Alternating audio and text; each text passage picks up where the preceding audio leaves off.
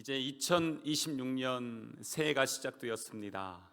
새해에도 우리 성도들의 모든 삶과 가정과 하시는 모든 일들 위해 하나님의 은혜와 축복이 늘 함께하여 주시기를 주님의 이름으로 축복합니다. 새해를 시작하며 우리 주님 앞에 나왔는데, 새해에는요 하나님 앞에 나와 예배하는 자가 완벽한 자, 온전한 자가 아니라 하나님의 은혜가 필요한 사람, 하나님의 돌보심이 필요한 사람들이 우리 주님 앞에 나와 예배하는 그러한 시간입니다. 새해를 시작하면 우리는 많은 결단을 합니다. 새해는 이렇게 해야지, 저렇게 해야지, 무엇인가를 이뤄야지, 이전과는 한번 다르게 살아보자 하면서 다짐을 하거든요.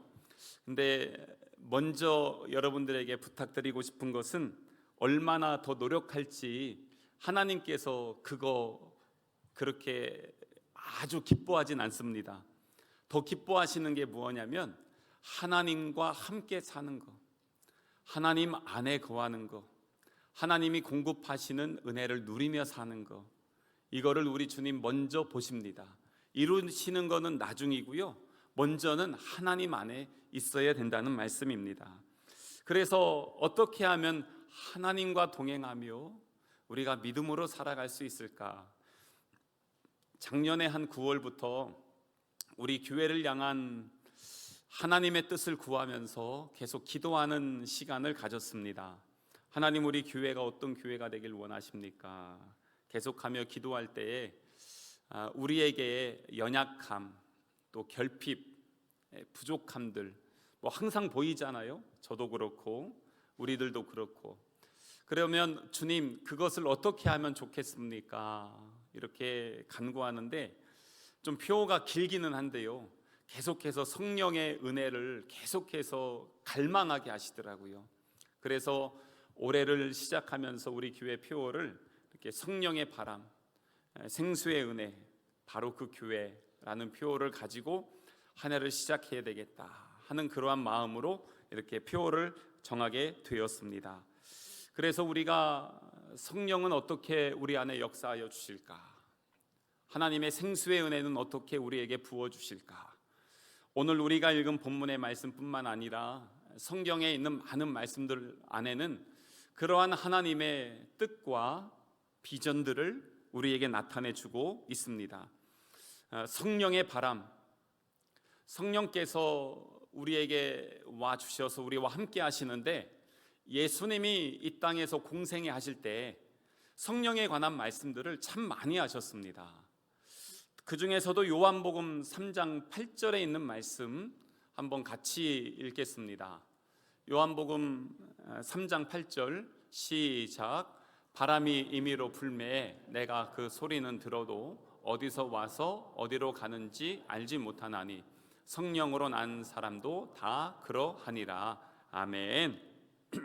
예수님은 이 말씀뿐만 아니라 십자가를 지시기 전날 밤에도 예수님의 제자들에게 성령에 관한 말씀을 주셨고요, 그리고 또한 부활하신 이후에 다시 제자들에게 오셔서 성령이 너희에게 임하시면 너희가 권능을 받고 예루살렘과 온 유대와 사마리아와 땅끝까지 이르러 내 증인 될 것이다 라고 그렇게 말씀하셨습니다. 그러니까 예수님은 요한복음 3장 공생의 시작부터 마지막까지, 그리고 부활하시면서까지 강조하면서 말씀하셨던 것이 바로 이 성령에 관한 말씀이었습니다. 그래서 우리는 성령을 받아야 됩니다. 성령의 충만함을 입어야 됩니다. 근데 요한복음 3장에 우리 예수님께서 이 성령을 바람이라고 표현을 하셨습니다. 바람의 특징이 있습니다. 성령도 이와 같다는 것입니다. 이 바람의 특징 첫 번째는 어디로부터 와서 어디로 가는지 알 수가 없습니다. 그리고 우리가 통제할 수가 없습니다. 여러분, 바람을 여러분들 불어라 하면은 이쪽으로 불고 저쪽으로 불어줍니까? 전혀 그러지 않죠. 여러분들이 원한다고 해서 되는 게 아니라 바람은 어떻게 불어가요. 우리가 느끼긴 하지만 우리가 그것을 통제할 수는 없습니다. 기상학자들이 지금 우리나라 가장 걱정하는 것 중에 하나가 작년에 우리나라에 태풍이 없었대요. 근데 태풍이 한 번씩 있어서 와가지고 한 번 싹 정리하고 묵은 것들 싹 이렇게 해서 날려 보내기도 해야 되는데 작년에 그게 없었대요. 기상이변이에요. 계속해서 이런 이변들이 많이 일어나고 있습니다. 근데 이 바람은 통제를 할 수가 없어요. 근데 가만히 보면 이 바람은 또한 불어주셔요. 어디론가 계속해서 옮겨가게 해주세요. 사도 바울이 2차 전도 여행을 하면서 터키 지역으로 가서 복음을 전하려고 그렇게 애를 썼는데 성령께서 막으시는 거예요. 그러더니 계속 불어서 어디로 가게 하시냐면 유럽 쪽으로 가게 하시는 겁니다. 마게도냐라는 지금 그리스 지역으로 옮겨가고 계속 보내시더니 거길 건너가서 유럽에 복음을 전하게 하시는 것입니다. 성령의 바람은 우리가 원하는 대로 아닌 성령께서 이끄시는 대로 우리를 불어 가시는 거예요. 알지 못했는데 나중에 되돌아보니까 이렇게 하셨구나 라는 것을 우리가 경험할 수 있게 되는 것입니다. 그래서 이 성령은요, 눈에 보이진 않지만 바람이 불면 느껴지잖아요.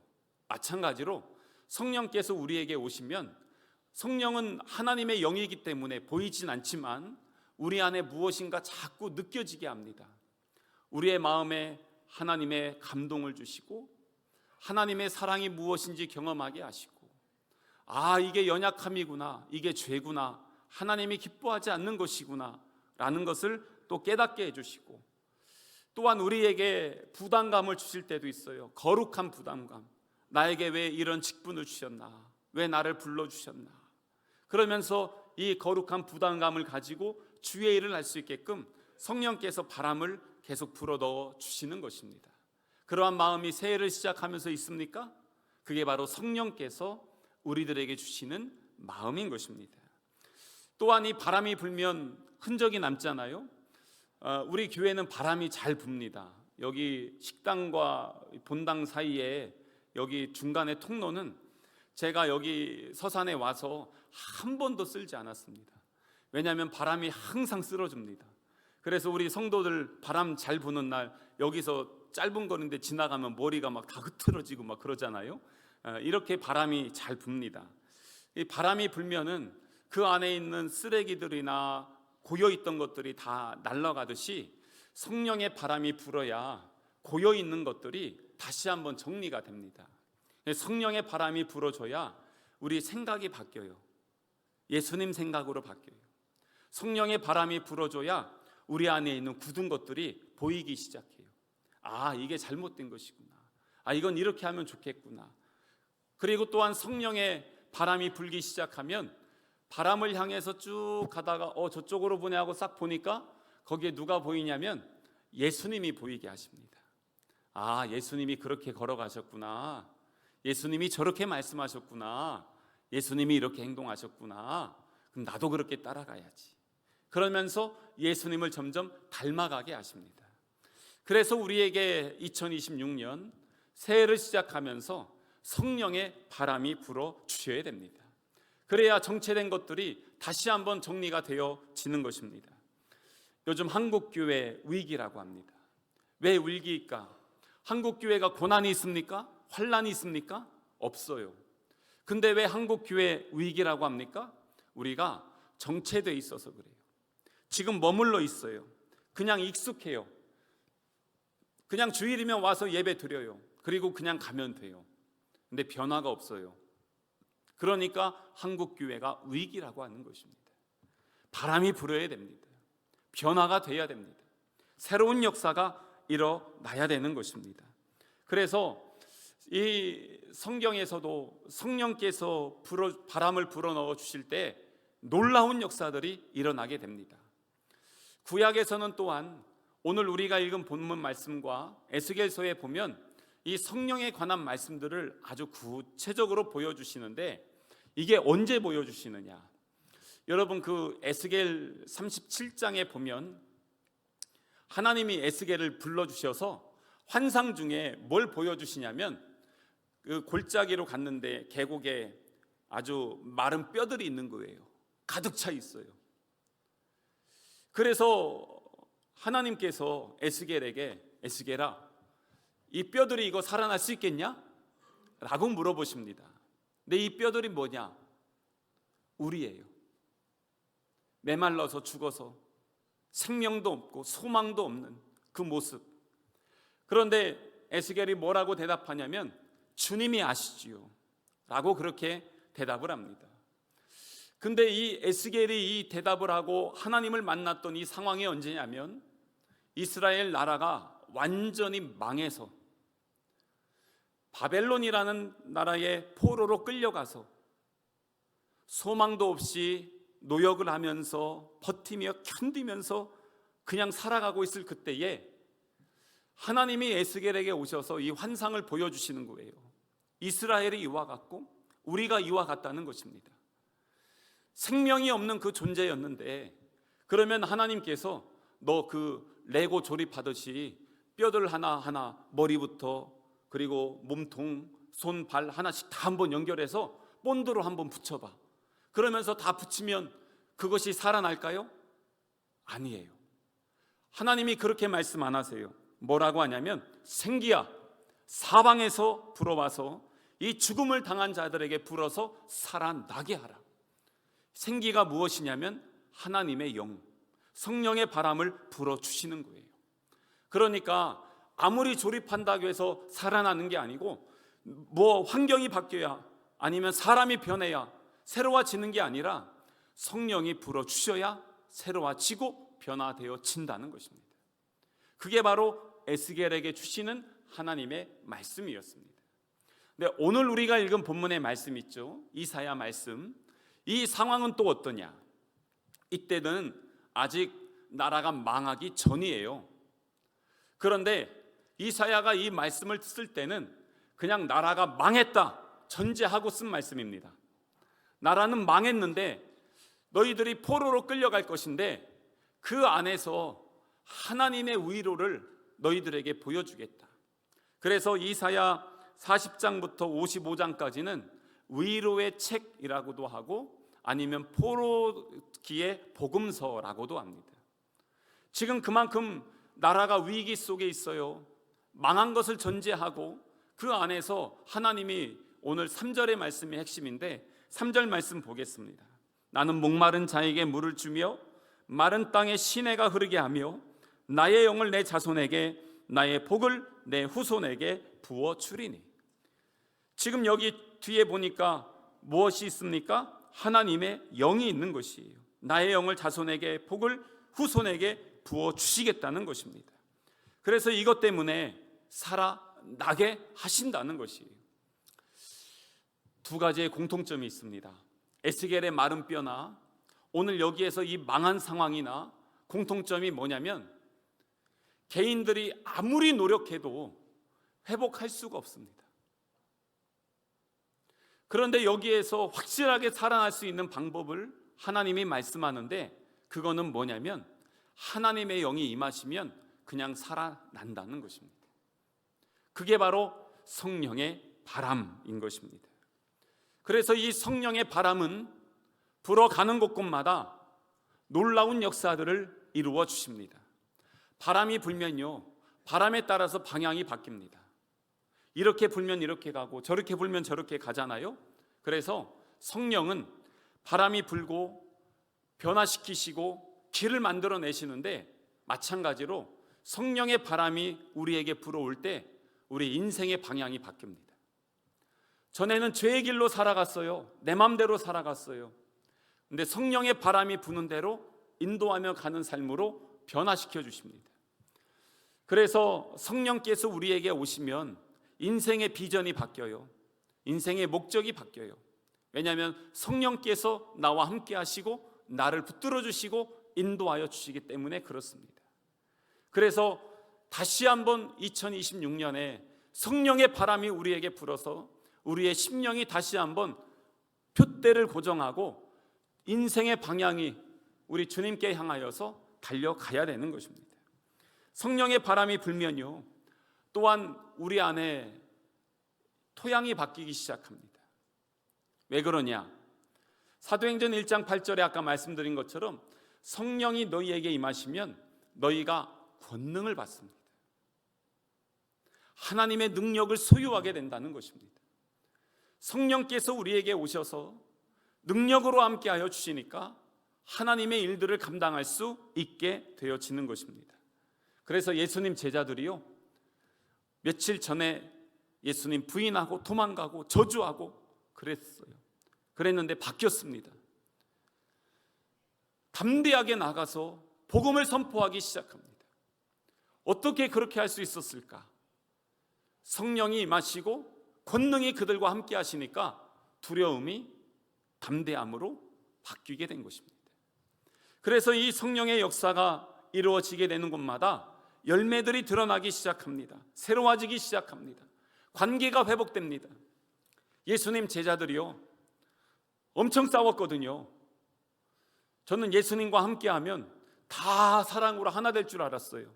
그랬더니 서로 시기하고 싸우고 막 그래요. 초대 교회를 보면 완전한 교회 아니에요. 온전한 교회 아니에요. 그 안에서도 다툼이 있었고 상처가 있고 아픔이 있었어요. 그랬는데 그 교회들이 어떻게 그렇게 살아날 수 있었을까? 성령이 임하시기 시작하니까 그렇게 싸웠던 제자들이 이제는 한 자리에 같이 서요. 그리고 함께 서서 한 복음을 외쳐요. 그게 뭐냐면 예수님은 부활하셨습니다. 이걸 외치는 것이에요. 전에는 그러지 못했거든요. 성령이 하나 되게 하시니까 마음과 영이 하나 되게 하시고 한 자리에 서서 한 복음을 외치게 하는 것입니다. 그게 바로 성령의 바람의 역사입니다. 성령이 역사해야 됩니다. 그래야 변화가 일어나고 하나님의 은혜를 이룰 수 있습니다. 작년에 한번 잘 점검해 보세요. 작년에 계속 변화되셨어요? 변화되셨으면 잘하신 거예요. 근데 나쁜 쪽으로 변질되는 게 아니고요, 제가 변화됐냐고 여쭤보는 거예요. 변질이 아닙니다. 변화되셨습니까? 잘하신 것입니다. 26년에는요 또 변화되어야 됩니다. 날마다 성장하고 성숙해야 됩니다. 하나님이 기뻐하시는 그리스도인으로 우리는 계속해서 세워 나가야 되는 것입니다. 그래서 2026년에 성령의 바람이 여러분들에게, 우리의 가정에게, 그리고 우리 성남교회에 계속 불어서 하나님의 놀라운 은혜의 역사를 이루어 나갈 수 있기를 주님의 이름으로 축복합니다. 또한 성령의 바람이 불면 이렇게 계속해서 우리를 깨워주고 변화되게 하듯이 이제는 생수의 은혜가 우리 안에 들어오면 그 안에서 이제 충만하게 채워주시게 됩니다. 여러분, 식물이요, 바람이 불고 물이 있으면 건강하게 자라잖아요. 그래서 바람이 불면 거기에 물도 함께 있어야 됩니다. 그게 바로 생수의 은혜인 것입니다. 오늘 우리가 읽은 본문의 말씀도 그렇지만 이 3절 한번 말씀 보겠습니다. 3절에 보면 나는 목마른 자에게 무엇을 줘요? 물을 주며 마른 땅에 시내가 흐르게 하겠다는 것입니다. 메마른 심령에게 물을 줍니다. 아까 우리 찬양했듯이 목마른 사슴 시내 물을 찾아 헤매이듯이 내 영혼이 우리 주님을 찾기에 갈망합니다. 시편 42편에도 사슴이 시냇물을 찾아 갈급한 같이 내 영혼이 우리 주님을 찾기에 갈망합니다. 사람들이 하는 말이 내 하나님 어딨냐? 주님 어떻게 합니까? 그럴 때에 내 영혼아 네가 어찌 낭망하냐? 너 하나님을 바래라 라고 그렇게 말씀하시는 거예요. 그 메마른 심령에 주님이 오셔서 채워주실 때 우리는 그 안에서 온전함을 누릴 수 있는 것입니다. 그런데 은혜를 날마다 받아야 됩니다. 제가 금요일 날 우리 이른비 할 때 요한복음 1장의 말씀을 가지고 새해를 시작했어요. 은혜로 시작하는 한 해. 그런데 그때 무슨 말씀 드렸냐면 은혜는요 정거장처럼 자 여기 갔다가 그 다음 정거장에 한 번 주고 또 그 다음 정거장 가서 한 번 주고 이런 식으로 한 번 이렇게 주는 게 아니에요. 요한복음 1장에 보면 은혜 위에 은혜로라 라고 말씀했죠. 그게 뭐냐면 은혜를 오늘 부어주셨어요. 그러면 그 위에 다시 은혜를 부어주시는 거예요. 덮어주는 거예요. 그 위에 또 부어주는 거예요. 또 다시 부어주시는 거예요. 그래서 2025년도에 은혜를 부어주셨으면 2026년에 또 부어주시는 거예요. 어제도 우리에게 부어주셨으면 오늘도 다시 부어주시는 거예요. 그럼 우리는 확신하죠. 내일도 그 이후에도 주님은 은혜로 나와 함께 하시는구나. 그게 바로 은혜를 부어주시는 거예요. 집에서 상추 하나를 키울래도요, 어떻게 합니까? 한 번 물 주면 끝나요? 그럼 얘가 알아서 잘 자라요? 그러지 않죠. 아침에도 주고 저녁에도 주고 다음날 또 살펴보죠. 마찬가지입니다. 하나님께서 우리들에게 은혜를 부어주시는 것은 한 번 공급하는 것으로 끝나는 게 아니라 오늘 부어주고 또 부어주고 계속 부어주면서 물은 빠져나가는 것 같은데 그게 자라는 거예요. 그게 바로 은혜인 것입니다. 그래서 이 생수는 한 번 주는 게 아니에요. 주님은 생수의 원천이 되어주셔서 우리에게 계속해서 부어주시는 것입니다. 그런데 이걸 잘 받아야 돼요. 한 번 받고 끝나면 안 되는 것입니다. 예전에 한번 말씀드렸는데 아프리카에 있는 사람들이 한국 와서 너무 놀래가지고 본국에 돌아갈 때 수도꼭지를 하나 사갔어요. 그럼 왜 사갔냐?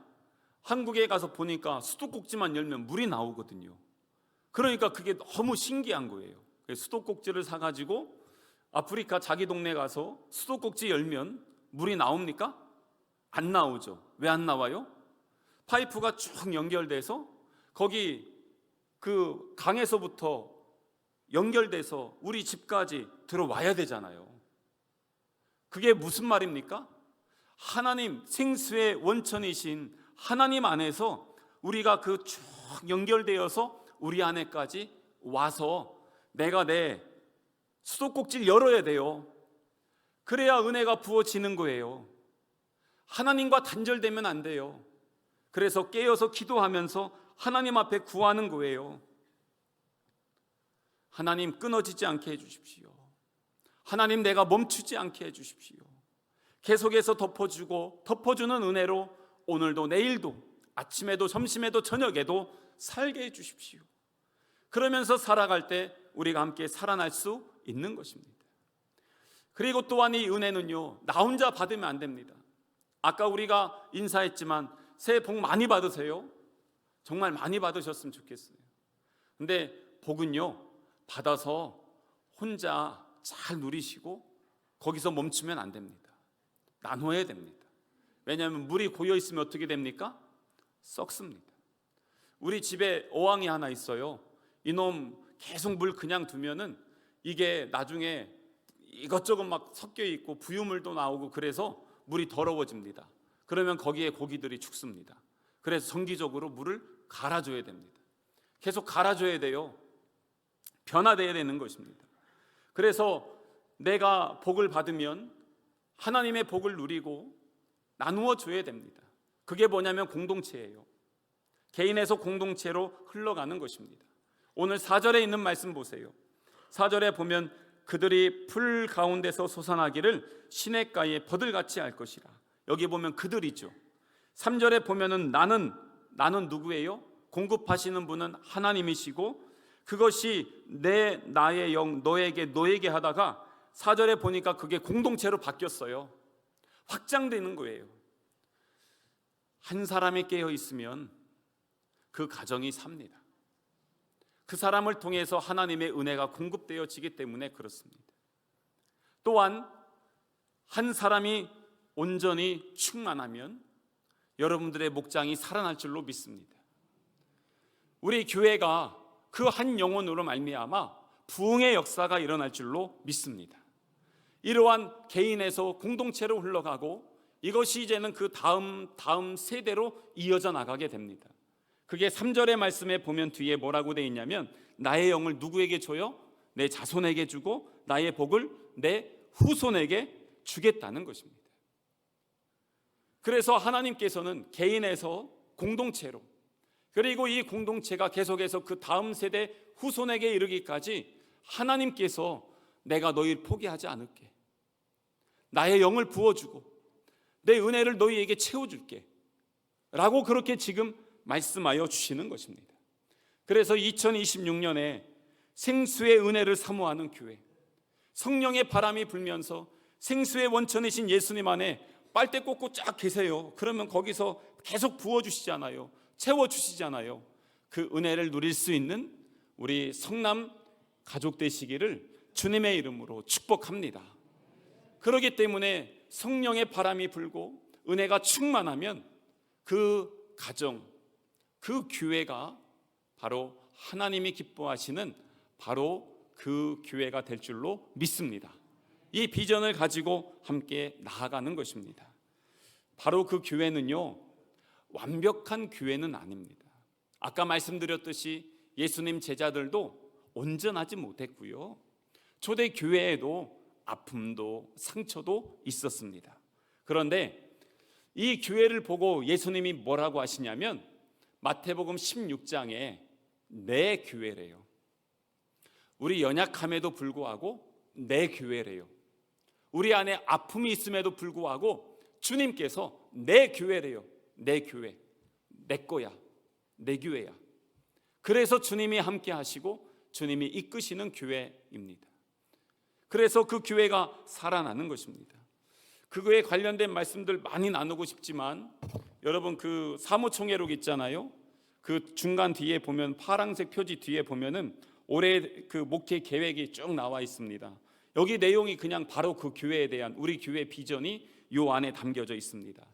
우리 교회는 항상 바로 그 교회, 사도행전적 교회, 주님이 기뻐하시는 교회, 이것을 목적으로 하고 함께 나아가고 있습니다. 프로그램 중심 아니에요. 사람 중심 아니에요. 하나님이 이끄시고 하나님이 주인 되시고 하나님이 영광 받으시는 교회. 그래서 이곳에 하나님의 거룩한 영광이 임하고, 그래서 예배 때마다 성령의 바람이 불고 은혜의 생수가 흘러나가는 그러한 예배, 성도들의 가정과 여러분들이 하는 모든 일 가운데 성령의 바람이 불어주셔서 우리의 뜻대로가 아닌 하나님의 뜻대로 형통하게 이루어지는 우리의 삶, 선교도 섬김도 우리가 함께 주 안에서 은혜의 강물을 흘려보내는 거예요. 섬김도 흘려보내고 선교지에 하나님의 사랑을 흘려보내면서 계속해서 주의 영광을 이루어 나가는 교회.